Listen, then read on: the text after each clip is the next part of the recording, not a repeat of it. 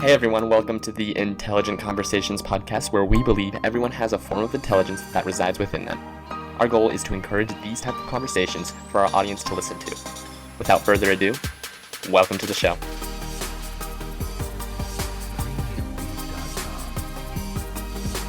Hey everyone, welcome back to the Intelligent Conversations podcast. Today I have the honor to speak with Tiffany Moore.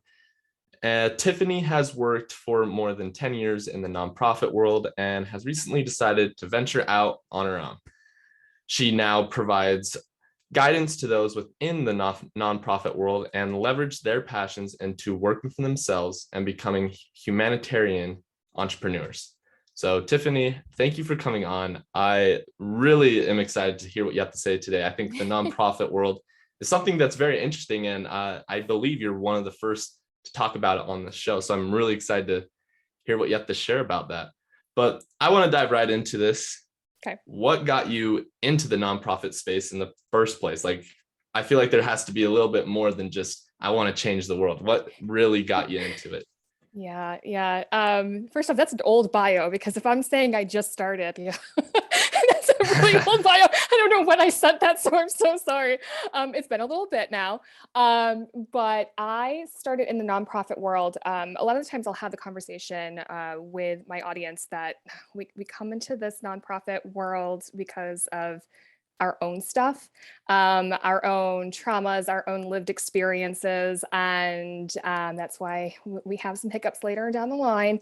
But we come into this space because we've experienced stuff, or we've helped family experience or navigate things, or friends navigate things. And so I kind of fell into this because I have been the family therapist since I was, I don't know, able to talk. So, I mean, I'm being real here. So I just had to help people in my family navigate their problems. So that's some reason why I feel like I've always been drawn to this work. It was interesting because I knew I had the gift of being able to empathize and listen and really be able to have insight. I don't know how I had insight at 4 years old, but I still That's crazy. was able to really be able to help those that were going through some difficult times. And maybe it's just because I was young and hadn't really been jaded too much yet. And maybe that's why I was able to provide a fresh perspective at that young of an age. But that's really kind of what led me into this. And I remember my aunt saying, it was very, very interesting, and it always stuck with me. And I don't even think she remembers this. When I was going into my studies in undergrad, and it was going to be in this humanitarian type field, I remember her saying, if you want to do this professionally, great, but don't carry this over into your personal life. And I think a lot of the times we activists, we change makers, we in this space tend to do that because we've grown up with helping friends, family, ourselves navigate that stuff. And then it permeates into our personal lives still, and not really keeping that boundary professionally. So that just came up of the importance of boundaries. So, Boundaries are important. I think that's something I've started to recognize as well. You have to separate that personal, professional, and even like I like to say this, I have these different mindsets I go into. So when I want to focus on, let's say, my finances, I focus on that. I don't let anything else influence that. But when it comes, or like when I want to go with friends, I'm going to focus, be in the moment with them. But from there, you kind of see what I'm saying. It's like, it's not tunnel vision. I'm focused in this specific area at this specific time. So I kind of want to ask you something. Oh, shoot, I think.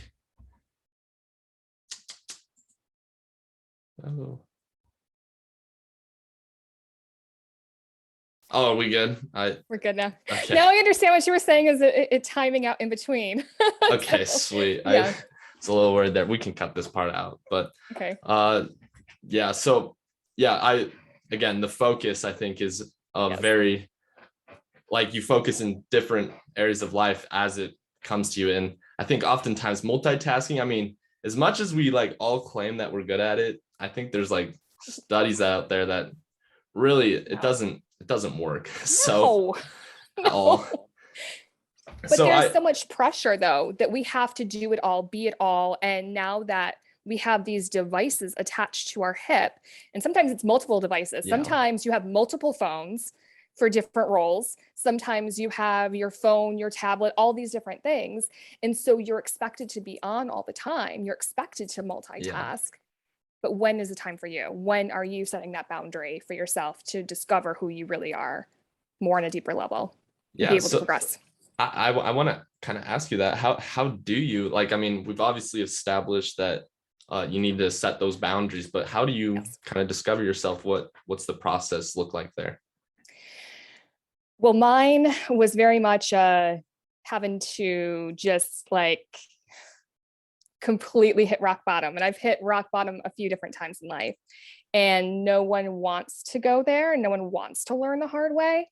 But that's kind of when the greatest growth happens. And it's really trying to re-look at your life and say, okay, what's working, what's not working? I thought I had it all together.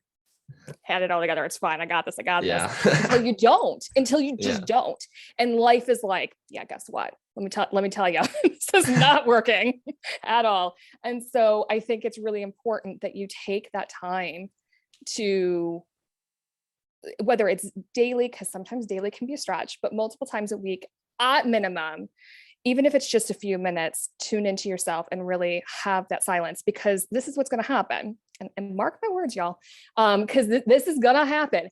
You've got it all together, you got it all together until you don't. And then you have to do this all over again, and you have to start looking at your life. But here's the thing, is if you have that time that you set aside, it'd be great if you could do daily, but at least multiple times a week, that you're looking at your life and you're doing this practice consistently, then you're not having to have as far of a fall when these moments come. It's kind of like, oh, I've realized that my car will not pass inspection. Now I have to do all these maintenance things. Whereas if you were just doing it along the way, it wouldn't be the thousands of dollars that's due, like that type of scenario. So yes. Yeah. I like the analogy you did there, like car. I mean, eventually I had someone say, because I did something totally on an unrelated note. I'll get back to it, don't worry. But oh no, it's okay. I'm notorious for tangents. I love tangents. I remember one time I talked about how, like, it was in the health and wellness field, and I just remember I was talking about, I was like, yeah, our body's like a car, you need the water. And I think it's funny that you use another car analogy. And I had someone say, they're like, oh, I don't like being related to a car, but I'm like, it's kind of true. It's just we last longer than cars do, so that's a plus there. So I love the analogy there. I think that maintenance, really checking up on yourself, self-reflection, self-awareness, I think really comes into play when you're looking to make those steps to improve on a daily, if not at least multiple times a week. And I think, I love that you touch on there. So I want to ask you this. I think I mentioned this before we started. There's a lot of, kids 18, 24 that are probably listening right now. And they don't really know what they want to do with their life or how to find their passion or something like that. And you seem to have found your passion at 4 years old. You already knew kind of what you liked, you worked through challenges and stuff, but what would be your advice to kind of help them find what they love to do? So I actually have a downloadable free PDF that I can absolutely plug at the end, but I have ways for people to be able to figure that out. But first of all, I knew in my heart what I wanted to do at a very, very young age. But the practical application of it, because, you take these career aptitude tests, and just because in your heart what you want doesn't mean it matches with these career aptitude tests. Like even then they didn't know what to tell me. My family didn't know what to tell me to do. It wasn't, I knew where my passions were, but I didn't know how to apply that. And even if you take a career aptitude test, now, doesn't mean that job that you are meant to do is going to even be on there. You don't know what's going to be. I mean, seriously, I like to joke about how, when I was young, if you said that there were going to be these people that recorded themselves all day, putting on makeup and putting on all these different clothes and walking around, you would be laughed out of a room. Like, Oh you yeah. get paid thousands and thousands and thousands of dollars for it. Like, you don't know what the next career is going to be. And just because you don't see it now doesn't mean that you're still not meant to do it. Yeah, I like that you touched on that there. I mean, if you started saying that to people in 1995, even 2000. That's where I was going. I wasn't going to age myself, but yes, that's where I was going. Yes. Sorry, I didn't mean to do that, but it's okay. to like, even I would say like 2000, like yeah. YouTube wasn't like that big of a thing until 2006, 7, 8, maybe. Yeah. Like it's weird to me because I mean, I'll date myself, but I was born 2002, so I don't remember anything but the internet. Yeah. And then like YouTube, like I was that age when it was like becoming popular. And I just, again, like if you were to tell someone, hey, like you can make thousands of dollars doing makeup and all that on YouTube, then people laugh you out of the room. They'd be like, yeah, right. But now, I mean, I've even heard YouTubers, they go to banks and they say, hey, I need a loan for this video. And they're just like, okay, and they ask like for the numbers, like subscriber count, how many views do you get? Or cryptocurrency. Exactly. So, exactly. I totally, agree on that too. Crypto's starting to make its move into this space as well. I think give it a couple more years and it really will become mainstream as well. And I like that you mentioned crypto. I want to hear what kind of your thoughts are about that. What do you think about that coming in?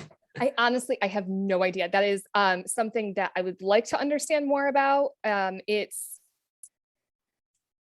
not something that I know enough about. I mean, to be honest, I find it interesting. I have some questions and concerns about it because it's not tied to gold or silver or something that's, I mean, tangible, historically lasted in value. And not saying that it's not going to, but I have a lot more questions than I have answers at this point with that.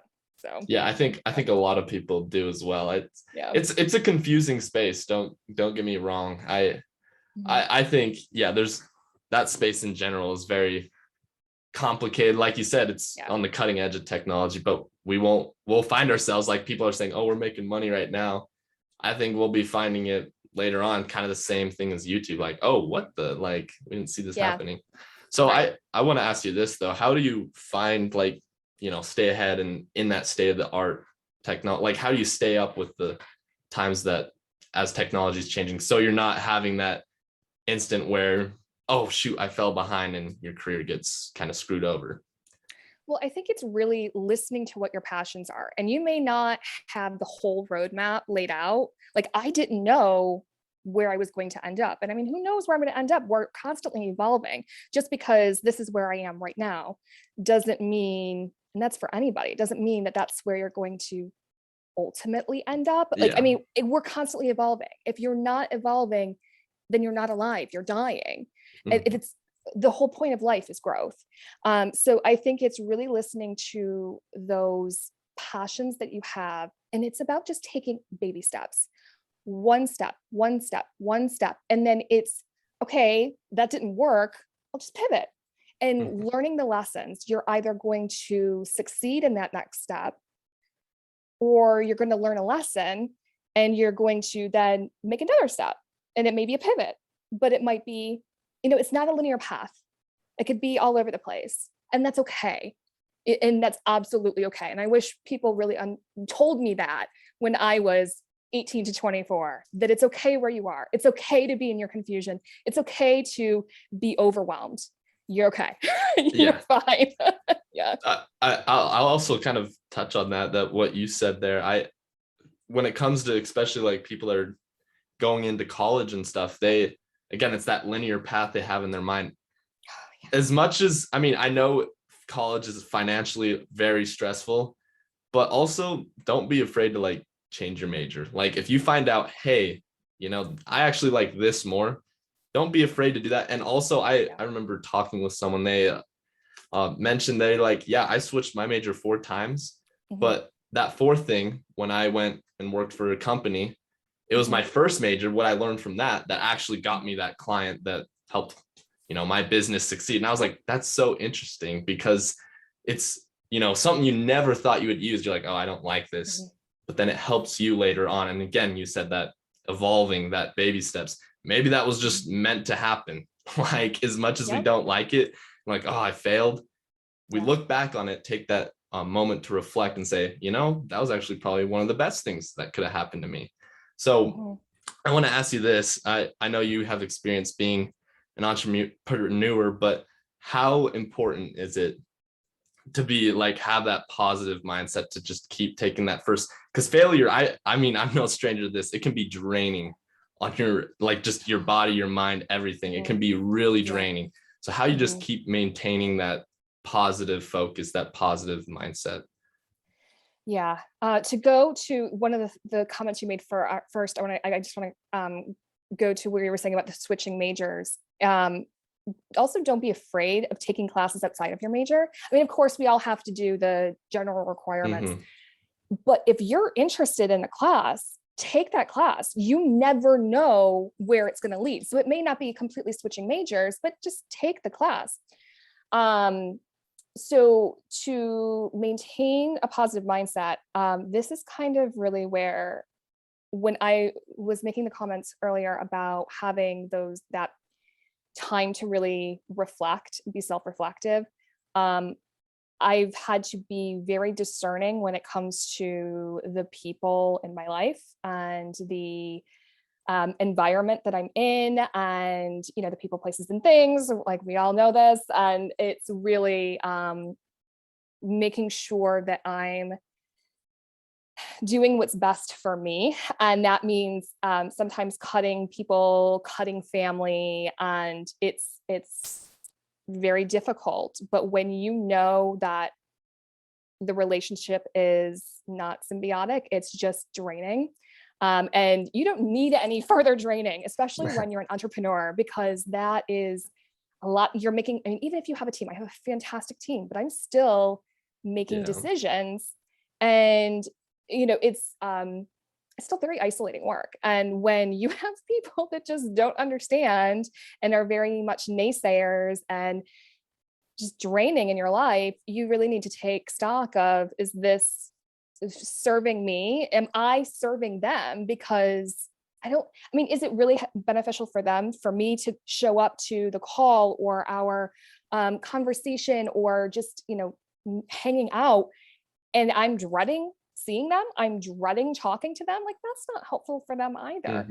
So it's really staying in alignment with where I'm trying to go, and really focusing on that, and then getting out all of the other things that I know in my heart aren't good for me. And it, again, can be very, very difficult, but just being really honest with yourself about that. Yeah, I like that. Remove the things that are draining you. I think that's an excellent point that you made there. This is something I recognized early on as I started, pursuing other ventures on my own. I noticed that there was like three types of people when it came to like what they had to say with what I'm doing. There's the people that were all for it, right? They believed in me. They're like, love it, keep going at it. Then there was the naysayers and haters. And I think that's where I think you need to separate it, because the haters, they're just going to say mean stuff. And you just, again, remove that. But something interesting I heard about the naysayers was that most of the time they actually do care about you, like a lot, because that's why they're warning you. That's their way of showing love. They're like, hey, like, watch out, like they're can't do this. Like, they're trying to protect you, because I mean, that's ultimately what people that love you, that they do. They want to make sure that they have your best interest in heart. But at the same time, it's hard. It's really hard, like you said, just say, hey, no, like, sorry, I'm going to do it this way, because this is the best way to go forward, even though you're screaming like, no, don't do it. Yeah. that is the best way to go forward. So I like that you brought that up. That was very good. So for the audience there, remove those things that are draining you. I know a lot of you have asked questions about that. So I want to kind of dive into your professional experience here. Okay. The humanitarian, I had to chuckle a little bit. I've never heard the word humanitarian entrepreneur. So I know, I'm trademarking it. Yes. I want to hear what's that all about. So it's the idea behind it. I know, because it's one of those things that are like, what? That's just that seems like an oxymoron. But what it to me is really saying is you have a passion to change the world, but the entrepreneur on your own terms. So that's why I have the tagline, change the world on your own terms, because you have this passion inside of you, but it may not look like what's out there right now. You may see a different way of doing it. You may see a gap in the market. You may see just, hey, we can just do this a little bit better, and it's a lot more efficient. Yeah. You can do that and still be able to change the world. It's not just this one linear path, this one way to make that difference, to repair the world.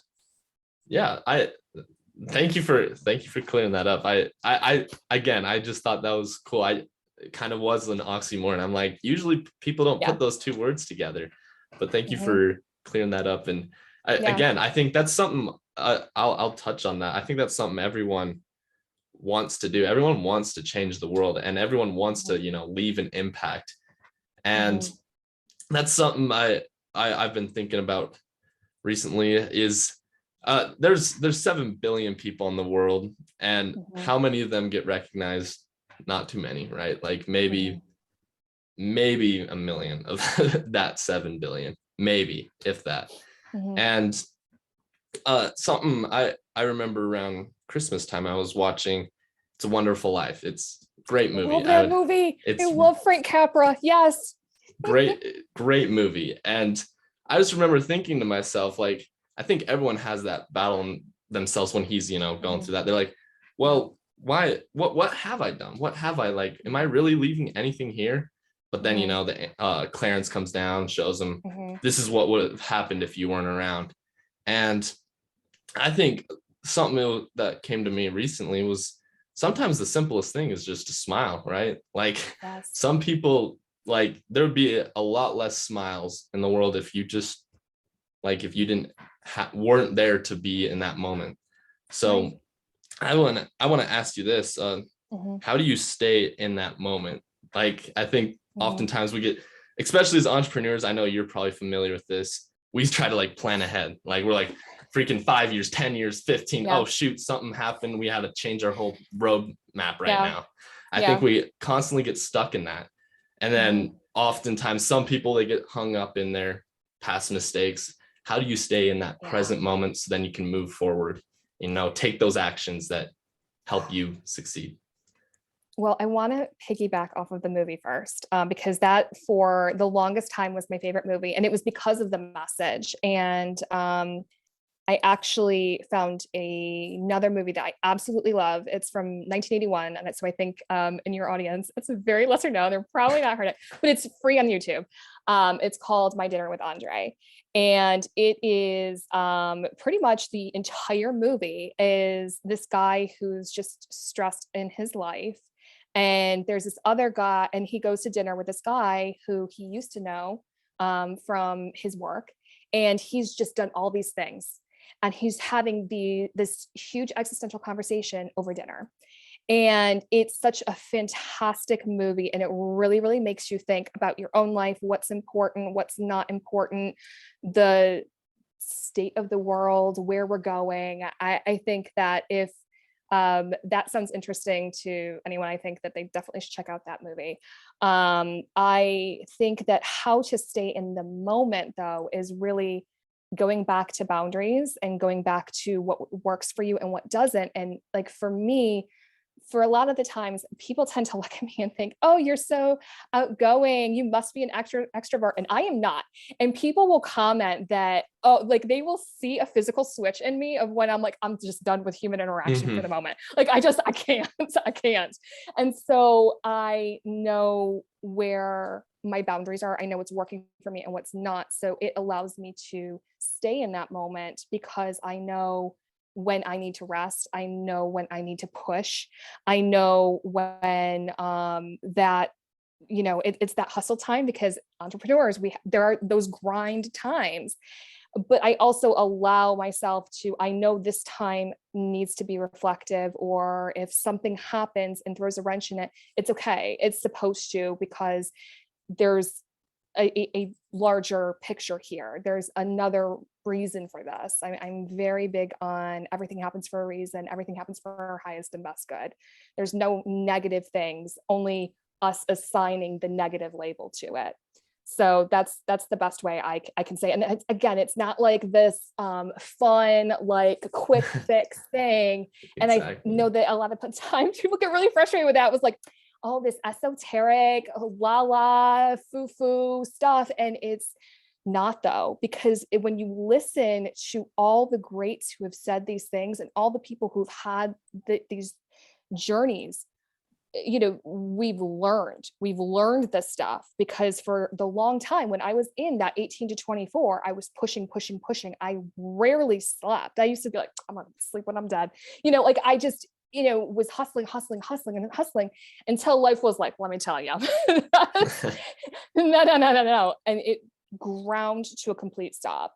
And so you really have to check in with yourself and know who you are. It's going back to knowing who you really are, and then being able to be okay with that. And there's, some growth that's going to happen with that, because you may be someone who's a little bit different and not mainstream, and trying to navigate that when people are looking at you like, why can't you just, whatever?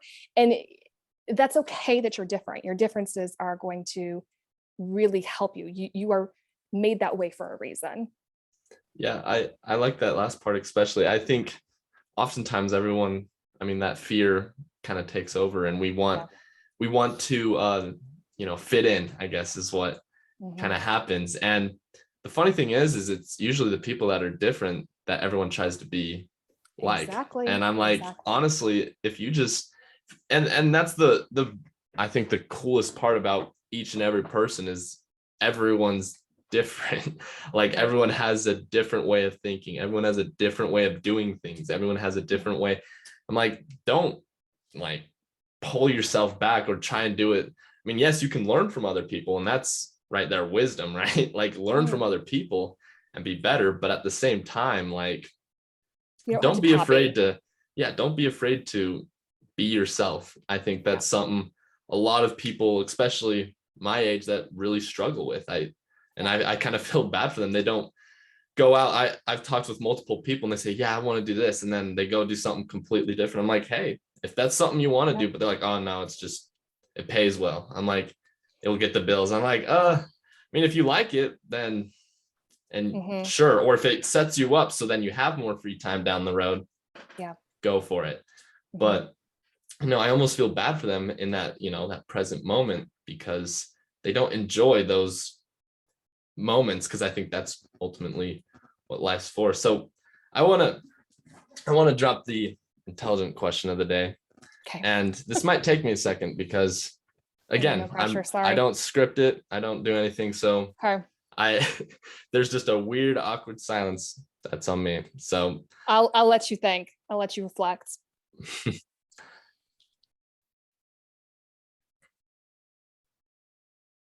So we've kind of been, talking about boundaries. I think that's something that's come up quite a bit. And, for the intelligent question of the day, I think it's only appropriate to ask, how do you establish those boundaries with other people? Because I think it's easy to establish it with ourselves, but how do you establish it with other people?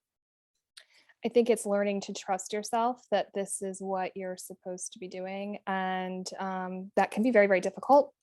And because when you start to assert those boundaries, the people will push back even harder, and you can very easily cave. And so that's where I go back to trusting yourself, because you know that you are meant to put this boundary in for a reason. And it's really trusting that it's the best thing. So don't get swept up in the guilt and manipulation, because that will happen a lot.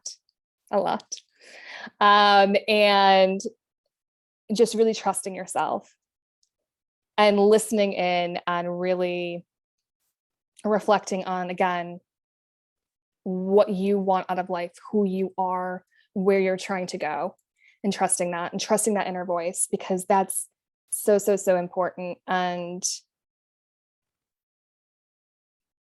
it's going to be okay. Just because you set that boundary now doesn't mean that 5 years from now things aren't going to be different, and they may come back into your life. But if you need to set that boundary right now, it's okay.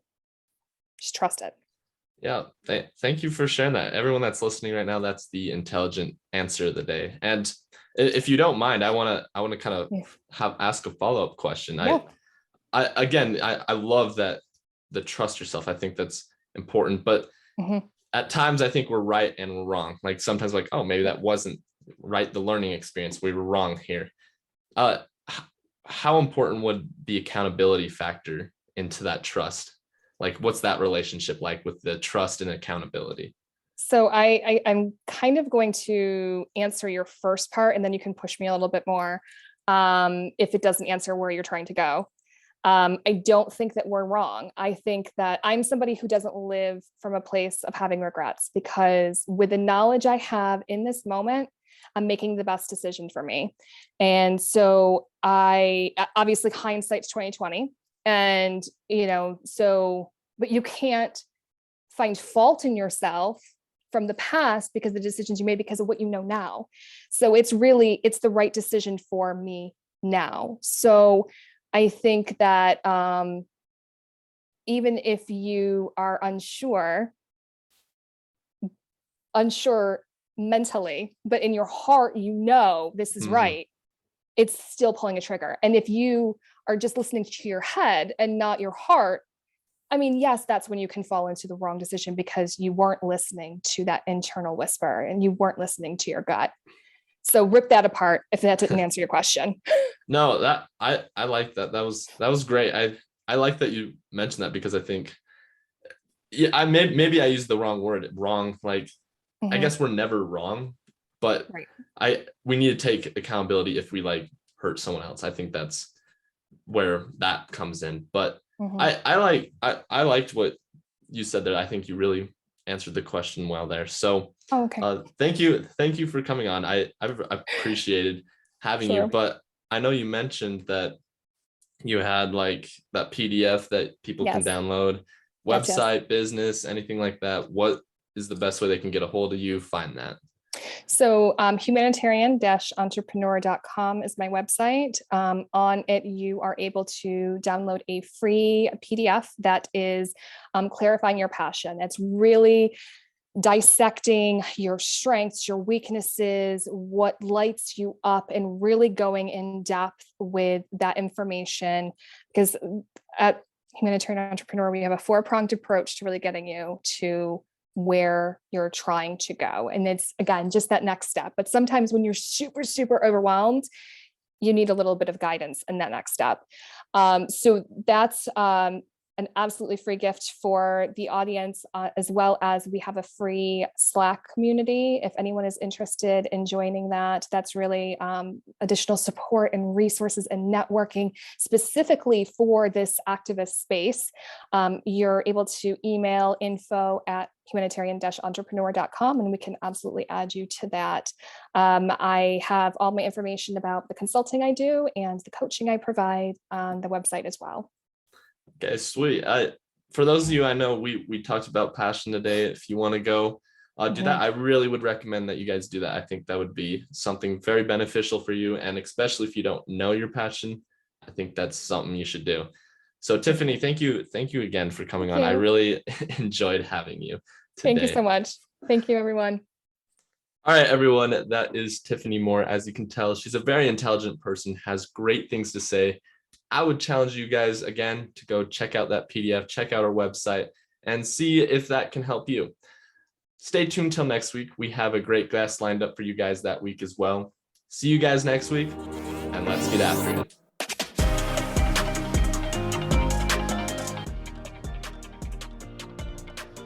Hey everyone, if you liked this episode and would like to hear more, be sure to hit that subscribe or follow button.